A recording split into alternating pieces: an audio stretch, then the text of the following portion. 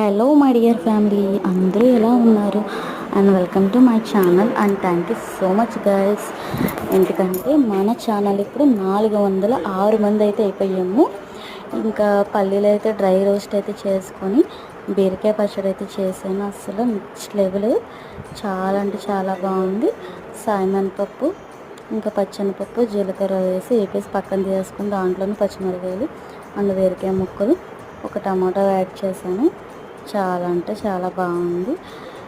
ఇంకా మంట అయితే సిమ్లోనే పెట్టుకుంటే బాగా మగ్గిద్ది. కొంచెం పసుపు అయితే వేసుకోవాలి, జెంట్స్ తింటారు కాబట్టి మా మామగారు చెప్పిన చిట్కా.